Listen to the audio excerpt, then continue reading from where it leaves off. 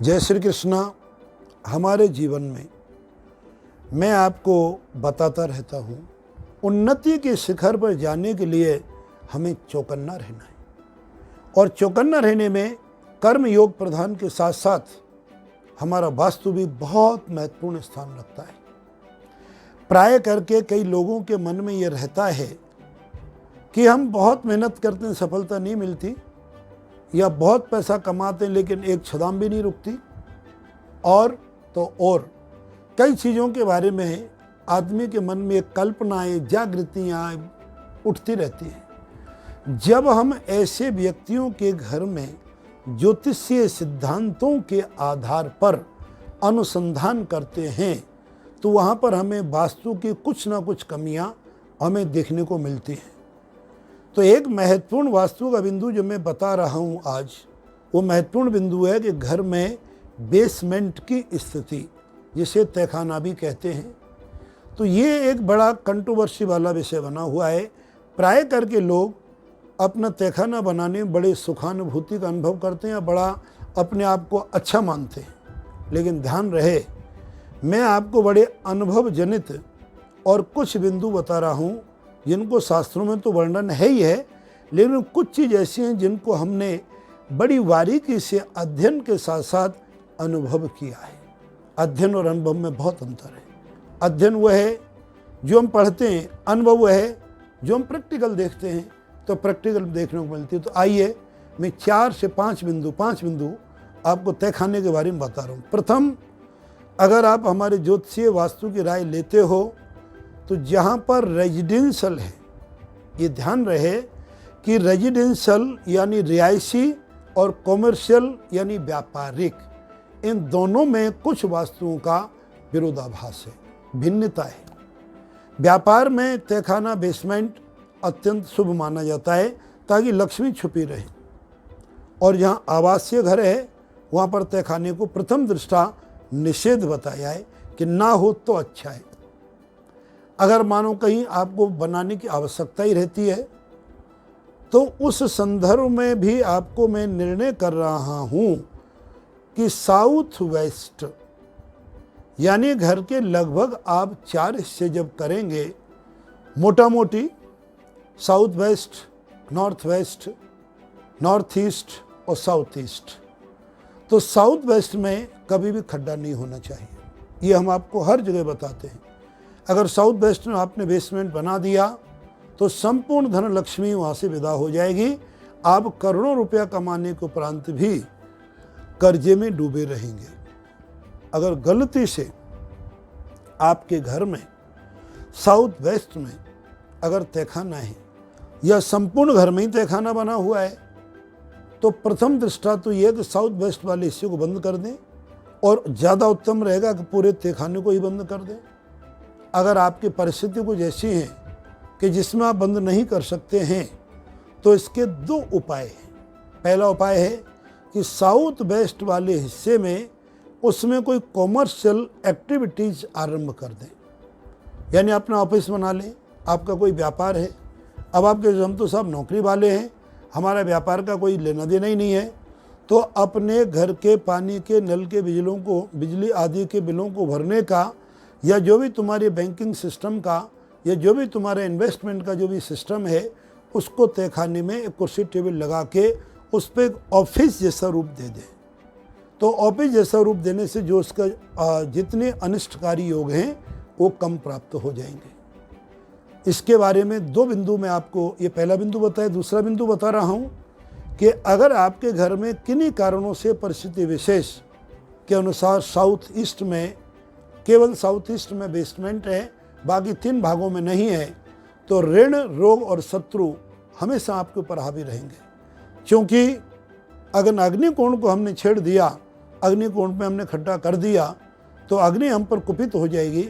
बीमार हमेशा बने रहेंगे। बीमारी के साथ साथ हमारे जीवन में और जो खुशियाँ हैं वो भी छिनती चली जाएंगी, कर्जा होता चला जाएगा और धन का अभाव प्राय करके होता चला जाएगा। अब इसके तीसरा बिंदु पर हम आते हैं। साउथ वेस्ट में बेसमेंट नहीं है और साउथ ईस्ट में भी नहीं है। अगर नॉर्थ वेस्ट में अकेले बेसमेंट है तो इसका मिला जुला फल देखा गया है।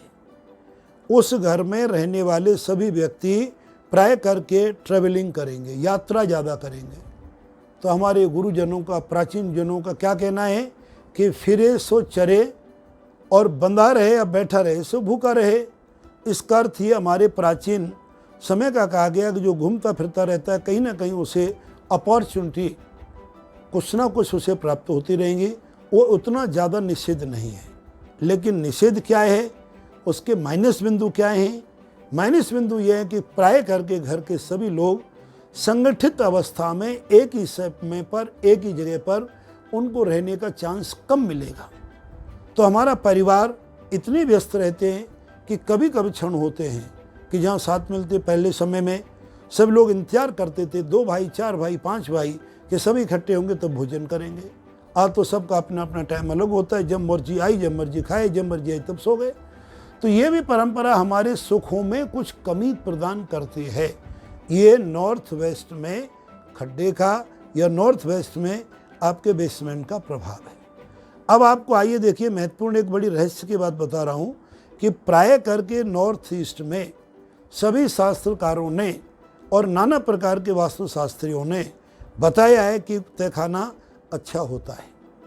मैंने देखा अनुभव से कि नॉर्थ ईस्ट में अगर तहखाना किसी के घर में है तो वहाँ पर धन की आमदनी बढ़ जाती है और जो बनाने वाला व्यक्ति है वो बड़े ही शिखर पे पहुँचता है।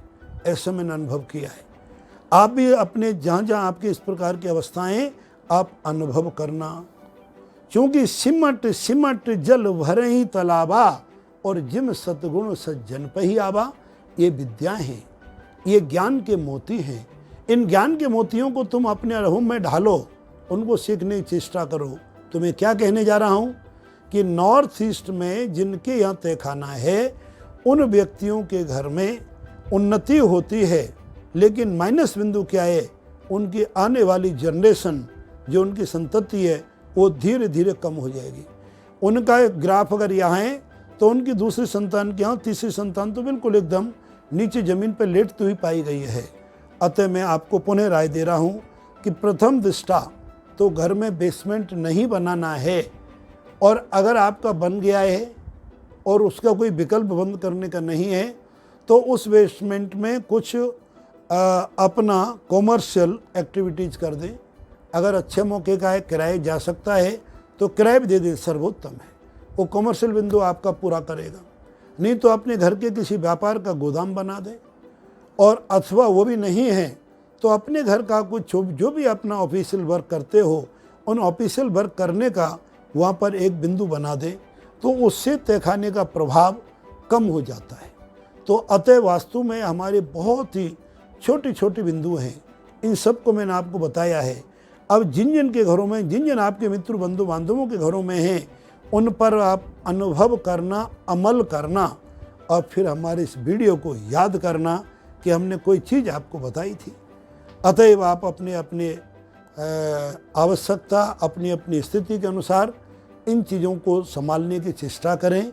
अगर मानो अंतिम एक बिंदु जो 5वां बिंदु है, अगर मानो आपके बेसमेंट बना हुआ है उसमें कोई विशेष एक्टिविटीज नहीं हो पा रही है, तो जो हमारा मिरर थ्योरी है, कांच की थ्योरी है, आप सीलिंग यानी छत से 4 इंच नीचे पर बेसमेंट के चारों दिशाओं में और 4 कांच लगा दें, एक ऊपर सेंटर पॉइंट पर लगा दें, तो उससे जो बेसमेंट के नकारात्मक जो गुण हैं, जो नकारात्मक ऊर्जा आती है, जो हमारे हार्मफुल है, कष्टकारक है, वो ख़त्म तो नहीं होगी लेकिन उसकी मात्रा कम हो जाती है। अतः उन उपायों को अपनाएं और ज्ञान के मोतियों को संभाल के रखें। ये आपके जीवन बड़े काम आने वाली चीज़ है। जय श्री कृष्ण।